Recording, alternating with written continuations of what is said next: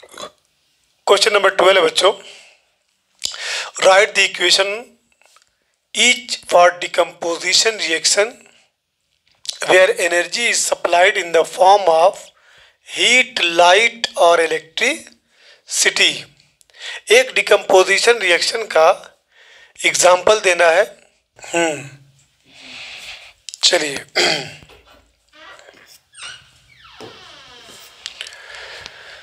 तो पहला example calcium carbonate CaCO3 किसकी मौजूदगी में है?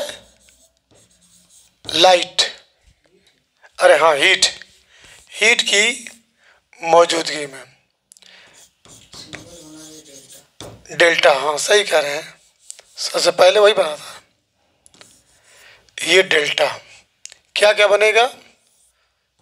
कैल्शियम ऑक्साइड बनेगा plus carbon die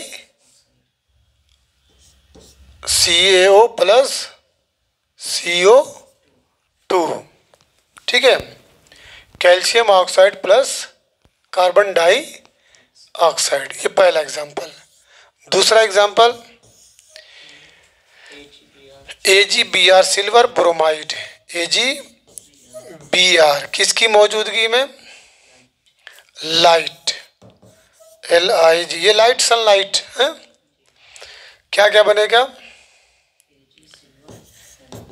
Ag plus Br2 bromine, Br2, इसको बैलेंस कर लीजिए। यहाँ ब्रोमीन 2 है, 2 से मल्टीप्लाई कर देंगे, यहाँ भी 2 से, ये बैलेंस हो गया। तीसरा है H2O इलेक्ट्रिसिटी,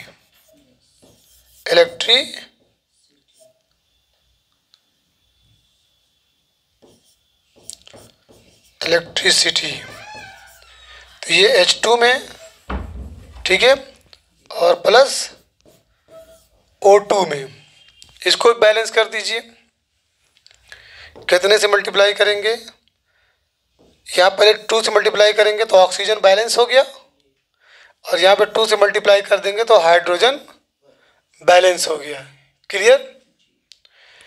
अब इसके बाद है question number 13, what is difference between displacement and double displacement reaction. तो डिस्प्लेसमेंट रिएक्शन में क्या आप देखे थे कि एक हाई रिएक्टिव एलिमेंट जो है डिस्प्लेस कर देता है लेस रिएक्टिव एलिमेंट को, ठीक है। तो और डबल डिस्प्लेसमेंट में क्या था? डबल डिस्प्लेसमेंट में जो आयंस जो है एक्सचेंज होते हैं, आयंस एक्सचेंज होते हैं, बस इसी को लिख लिया जाए।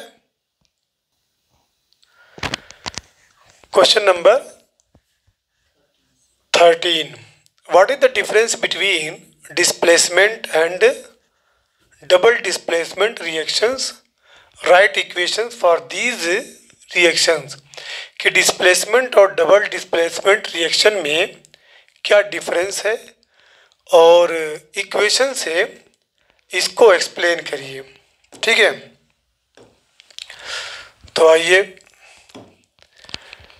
इन डिस्प्लेसमेंट रिएक्शन में क्या होता है कि ए मोर रिएक्टिव एलिमेंट या मेटल, एक ऐसा एलिमेंट या मेटल जो बहुत ज़्यादा रिएक्टिव हो, वो क्या कर देता है? डिस्प्लेस कर देता है ए लेस रिएक्टिव एलिमेंट के फ्रॉम इट्स सॉल्यूशन, या फ्रॉम इट्स कंपाउंड, लिख सकते हैं फ्रॉम इट्स सॉल्यूशन। जैसे एग्जांपल है Fe plus copper sulphate, iron plus copper sulphate equal ferrous sulphate plus copper. Fe ने कॉपर को क्या कर दिया? डिस्प्लेस कर दिया। एक हाईली रिएक्टिव एलिमेंट एक लेस रिएक्टिव एलिमेंट को सॉल्यूशन से क्या कर दिया?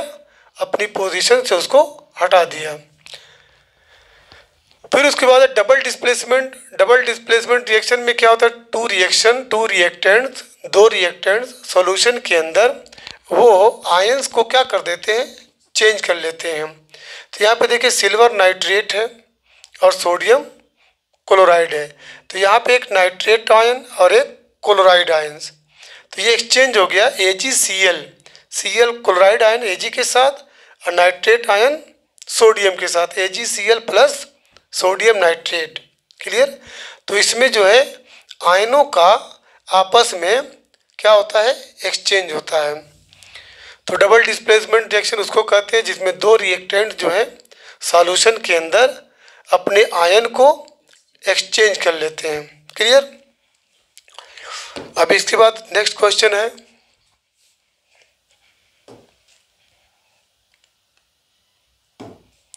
Question number 14। In the refining of silver, silver की रिफाइनिंग में द रिकवरी ऑफ सिल्वर, जो हम सिल्वर को प्राप्त करते हैं किससे, from silver nitrate AgNO3, from silver nitrate solution involved displacement, जो किस पे डिपेंड है, जिसमें क्या इन्वॉल्व है, कौन सा reaction, displacement reaction by copper metal, यानी कॉपर और सिल्वर नाइट्रेट AgNO3 का रिएक्शन होगा। तो write down the reaction involved है, तो इसमें जो रिएक्शन इन्वॉल्व है उसको नोट करें। बस ये याद रखिए इसमें क्या क्या चीज़ आ रही है, सिल्वर नाइट्रेट है AgNO3 और किसके साथ, कॉपर मेटल के साथ।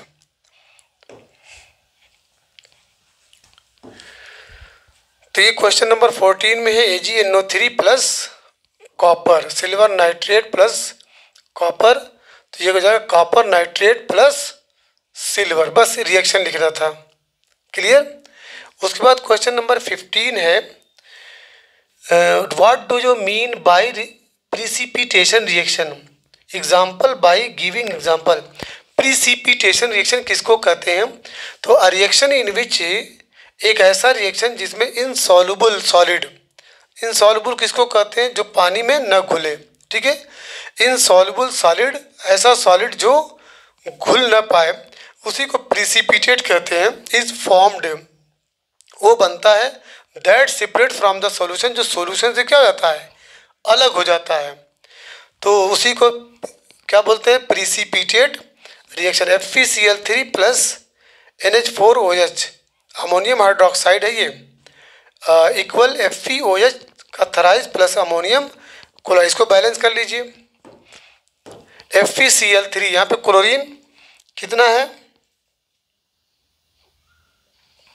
क्लोरीन 3 है और यहाँ पे क्लोरीन कितना है, 1 है, तो क्या करेंगे, यहाँ पे 3 से मल्टीप्लाई करेंगे, यहाँ पे ये क्लोरीन बैलेंस हो गया। अब यहाँ पे NH4, यहाँ पे कितने से मल्टीप्लाई करेंगे, 3 से, 3NH4OH हो गया। अब क्या बचा, ये भी OH का थराइस क्लियर है, Fe कितना है, 1 है, यहाँ भी 1 है, बैलेंस।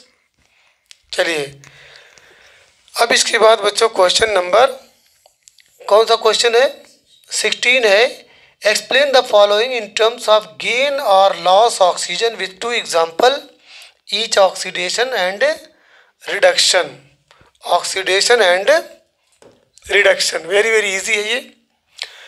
तो the addition of oxygen, oxygen का जुड़ना, O2 का जुड़ना टू ए सब्सटेंस, किसी सब्सटेंस में अगर O2 जुड़ रहा है तो उसको क्या बोलेंगे, ऑक्सीडेशन रिएक्शन।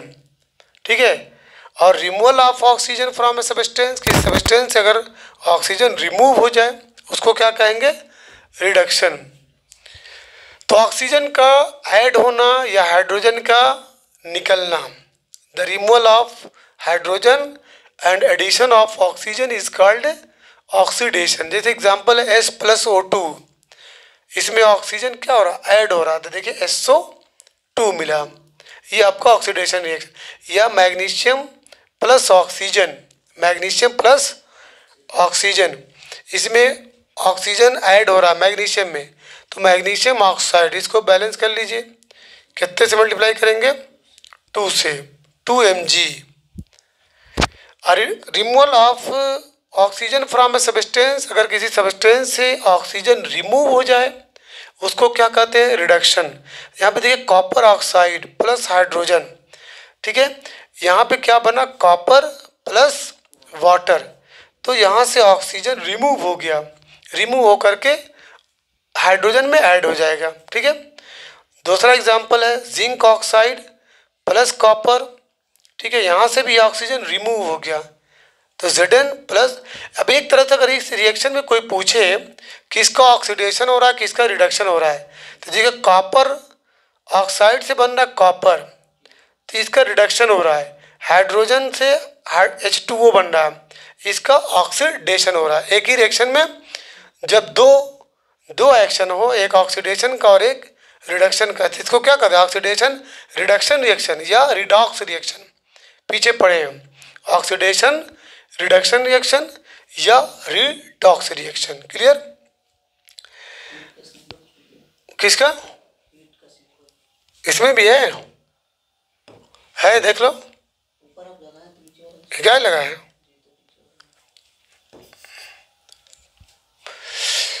चलिए अब इसके बाद क्वेश्चन नंबर नेक्स्ट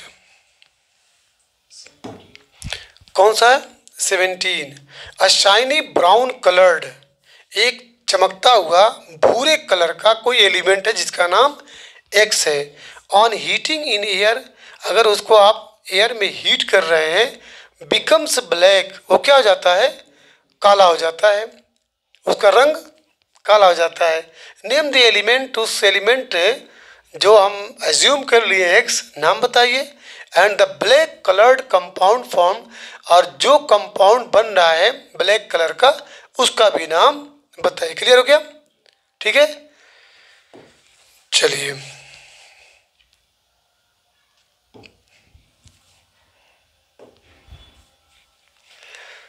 तो कॉपर है, कॉपर को आप एयर में यानी ऑक्सीजन से रिएक्ट करा रहे हैं तो क्या बना? Copper oxide. तो कौन सा एलिमेंट है? Copper oxide. ठीक है, चलिए अगला क्वेश्चन है। अगले क्वेश्चन में है कि बच्चों why do we apply paint on iron articles, लोहे की बनी हुई चीज़ों पे हम पेंट क्यों करते हैं? ठीक है, तो because paint does not allow iron articles to come in contact with air, क्योंकि पेंट जो होता है वो आयरन की बनी हुई चीज़ों को हवा के कांटेक्ट में आने से रोकता है। ठीक है, एंड सेव और बचाता है आयरन आर्टिकल्स को फ्रॉम डैमेज, नुकसान होने से, ड्यू टू रस्टिंग, चूँकि आयरन जब ऑक्सीजन के साथ रिएक्ट करता है हवा के साथ तो वो क्या हो जाता है, उस पर रस्ट आ जाता है, जंग लग जाता है। ठीक है, जिसकी वजह से पेंट जब लगा देते हैं तो वो अलाउ नहीं करता है आयरन की आर्टिकल को कि वो कांटेक्ट में आए। किसके कांटेक्ट में? एयर के या वाटर के, जिसकी वजह से वो रस्ट होने से बचा लिया जाता है। चलिए अगला क्वेश्चन है 19 है। Oil and fat containing food items are flushed with nitrogen why, मतलब ऑयल की बनी हुई चीज़ या फैट की बनी हुई चीज़, जो भोजन जो बनता है या खाने वाली जो चीज़ें हैं उनके ऊपर नाइट्रोजन की फ्लश क्यों की जाती है? ठीक है, क्या वजह है? ठीक है, तो जाहिर सी बात है उसको बचाने के लिए, सेफ रखने के लिए, बहुत ज़्यादा दिनों तक उसको यूटिलाइज करने के लिए हम ऑयल की फ्लशिंग करते हैं।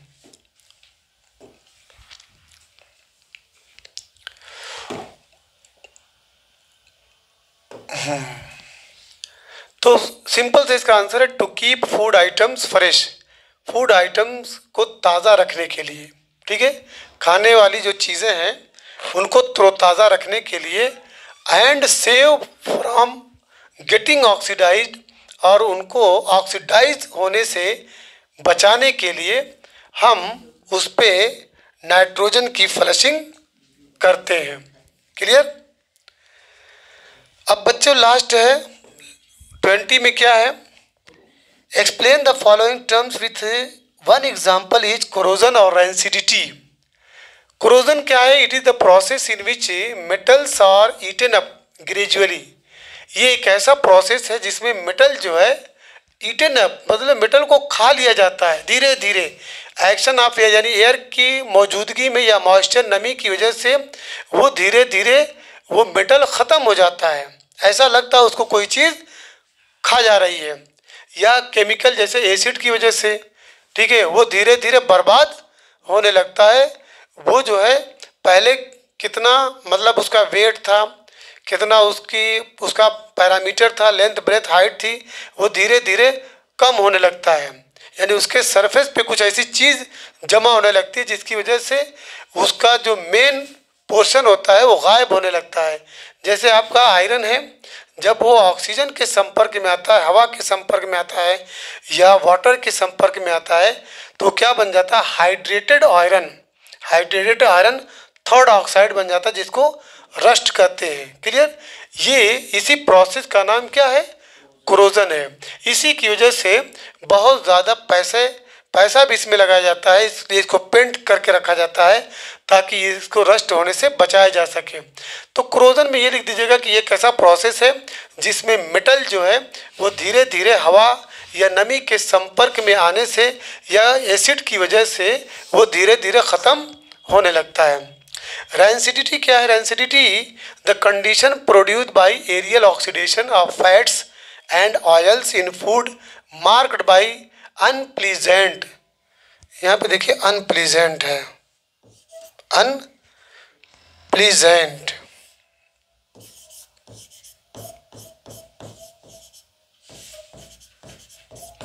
मतलब जो भोज्य पदार्थ है, खाने पीने की जो चीज़ें हैं, हवा के संपर्क में आने से चूँकि ऑयली होते हैं, फैट की बनी होती हैं, जिसकी वजह से इनमें एक ऐसी स्मेल आती है जो अनप्लीजेंट होती है, बहुत ही मतलब बदबूदार, इसके अंदर महक आ जाती है, जिसकी वजह से इसको रैंसिडिटी कहते हैं, मतलब सड़ांध आ जाती है, बदबू महक आने लगती है।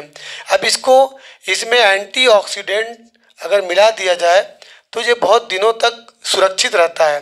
या इस पर फ्लशिंग की जाती है fat and oil containing food with nitrogen की बिफोर सीलिंग, यानी इसको पैक करने से पहले हम इसमें नाइट्रोजन की मिलावट कर देते हैं, जिसकी वजह से ये रैंसिडिटी से इसको बचाया जा सकता है। तो ये चैप्टर 1 आपका क्लोज हो गया। अब tomorrow we will start chapter 2 acid bases and salts.